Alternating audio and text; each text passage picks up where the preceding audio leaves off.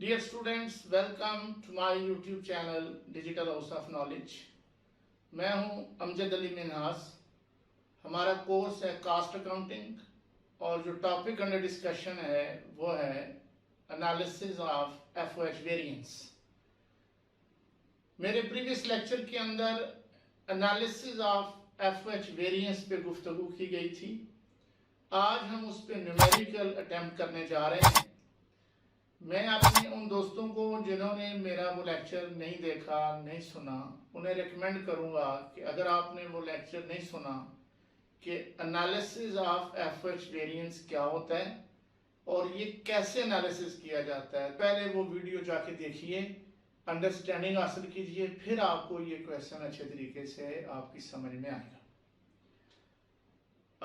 आज हमें चूंकि न्यूमेरिकल डेटा क्वेश्चन में दिया गया है, तो आइए देखते हैं कि मैं जो सवाल लेके आपकी खिदमत में हाजिर हुआ हूं उसमें क्या इंफॉर्मेशन अवेलेबल है।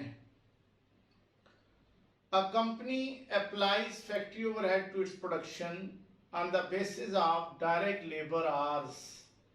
Before the start of year 2022, the company prepares following estimates for the year. Expected actual capacity 1 lakh direct labor hours.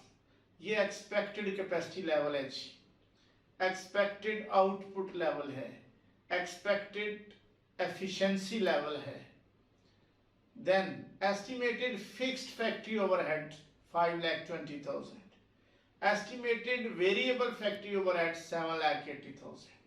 Dear students, इससे पहले आपको हमेशा हर सवाल के अंदर FOH का एस्टिमेट दिया जाता था, वो एक ही वैल्यू हुआ करती थी, ओवरऑल एस्टिमेट रिगार्डिंग FOH, जिसमें फिक्स्ड FOH भी शामिल होते थे, वेरिएबल FOH भी शामिल होते थे।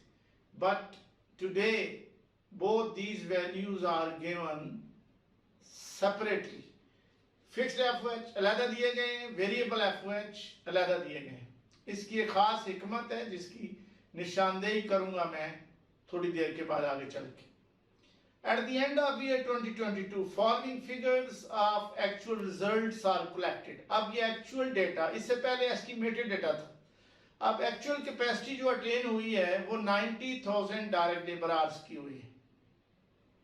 अब देखिए estimated capacity level था 1 lakh direct labor hour और जो capacity attain हो रही है वो 90,000 direct labor hours है। जिन्होंने मेरा previous lecture गौर से सुना है वो आप जानते हैं कि यहाँ पे जो आंसर हमारा आने वाला है कैपेसिटी वेरिएंस का, जो भी आंसर आएगा वो अनफेवरेबल होगा, क्योंकि हमारा एस्टिमेट कैपेसिटी का ज्यादा था और एक्चुअल कैपेसिटी कम अचीव हुई, कम अटेन हुई है। Then actual factory overhead for the year 11 lakh rupees. What is the requirement? Under or over applied factory overhead for the year. This is overall variance, आपको overall variance calculate करने को कहा जा रहा है। Then budget variance, then idle capacity variance। अब ये budget variance क्या होता है, idle capacity variance क्या होता है, इसकी डिटेल्स मेरे प्रीवियस रिकॉर्डेड लेक्चर में मौजूद है, जिसका लिंक नीचे डिस्क्रिप्शन में मौजूद है, उससे पहले गौर से आपने सुनना होगा। आइए देखते हैं जी कि अब ये तीनों फार्मूलाज वंस अगेन देखते हैं। ओवरऑल वेरिएंस का फार्मूला हमारे पास है actual factory overhead for actual capacity attain. अगर अटेन का लफ्ज भी लिख लें साथ तो अच्छी बात है, वरना इतना तो मिनिमम आपको लिखना होगा, actual factory overhead for actual capacity और absorbed factory overhead for actual capacity. और एब्जॉर्ब्ड FOH कैसे कैलकुलेट होंगे? जो कैपेसिटी आपने अचीव की है, अटेन की है, उसको FOH एब्जॉर्प्शन रेट के साथ मल्टीप्लाई करके ये वैल्यू ले लेंगे। FOH एब्जॉर्प्शन रेट की कैलकुलेशन अभी आगे चल के सपोर्टिंग वर्क में मैं आपको एक्सप्लेन करता हूं। अब इन दोनों के कंपैरिजन से ओवर अंडर एब्जॉर्ब्ड FOH की वैल्यू आ जाएगी, या ओवर अप्लाइड FOH होगा या अंडर अप्लाइड FOH होगा। अच्छा, यहाँ पे एक चीज की निशानदेही करना बड़ी जरूरी है। मैंने फॉर्मूला के अंदर एक्चुअल FOH को रिपोर्ट पहले किया है, absorbed FOH for actual capacity को रिपोर्ट बाद में किया है। But you must remember that this is no hard and fast rule कि आपने हमेशा एक्चुअल FOH पहले लिखना है, एब्जॉर्ब बाद में लिखना है। आप एब्जॉर्ब फैक्ट्री ओवरहेड को पहले भी लिख सकते हैं, एक्चुअल फैक्ट्री ओवरहेड को बाद में भी लिख सकते हैं, because this is just comparison. So कोई भी वैल्यू पहले और बाद में लिखकर उसको कंपेयर किया जा सकता है।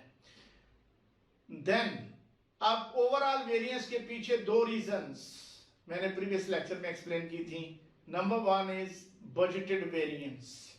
बजटेड वेरिएंस में actual factory overhead for actual capacity attained का comparison budgeted factory overhead for actual capacity attained के साथ किया जाएगा।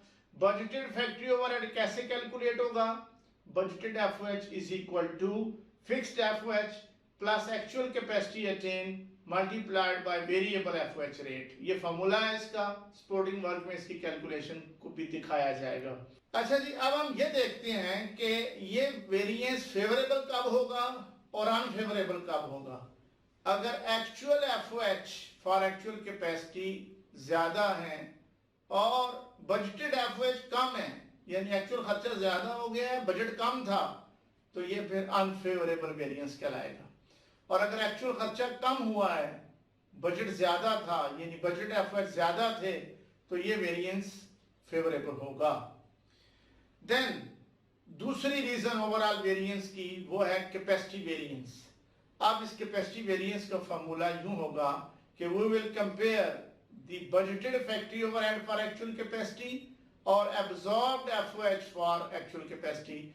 ये एब्जॉर्ब्ड एफओएच को आप अप्लाइड फैक्ट्री ओवरहेड भी कह सकते हैं जी फॉर एक्चुअल कैपेसिटी। इन दोनों के कंपैरिजन से आप कैपेसिटी वेरिएंस का आप आंसर ले लेंगे।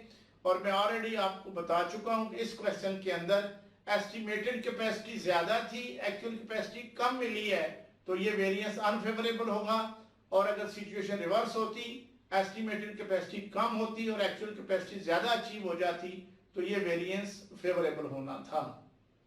अब देखिए साहब, हमें एक तो एफओएच एब्जॉर्प्शन रेट चाहिए, ओवरऑल रेट। उस ओवरऑल एफओएच एब्जॉर्प्शन रेट के लिए हमारे पास फॉर्मूला हमेशा होता है estimated FOH divided by estimated base. अब वो जो एस्टिमेटेड एफओएच है वो टोटल एस्टिमेटेड एफओएच होगा। तो आइए देखते हैं कि total FOH is equal to estimated fixed FOH plus estimated variable FOH. तो आपके पास टोटल एस्टिमेटेड एफओएच आ गए 13 लाख।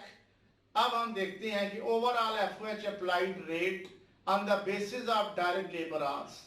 ये बेस क्वेश्चन में मेंशन किया गया साहब।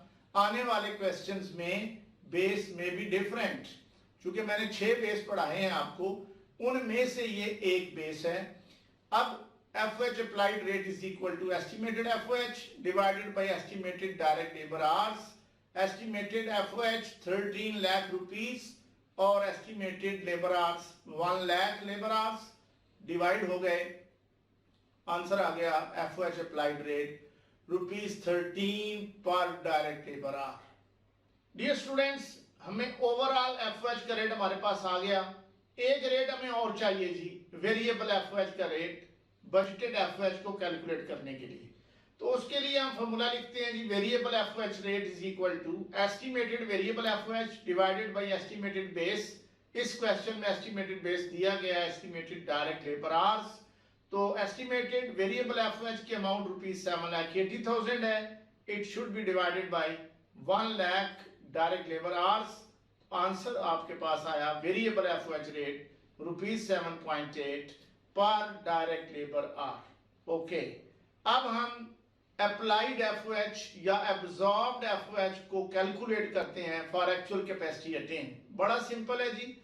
Applied FOH for actual capacity is equal to actual capacity को मल्टीप्लाई किया जाएगा ओवरऑल FOH अप्लाइड रेट के साथ। हमारी एक्चुअल कैपेसिटी 90,000 आवर्स है, इसको मल्टीप्लाई करेंगे ₹13 पर डायरेक्ट लेबर आवर, जो कि ओवरऑल FOH अप्लाइड रेट आया हुआ है। इस तरह हमारे पास applied FOH for actual capacity आ गई 11,70,000।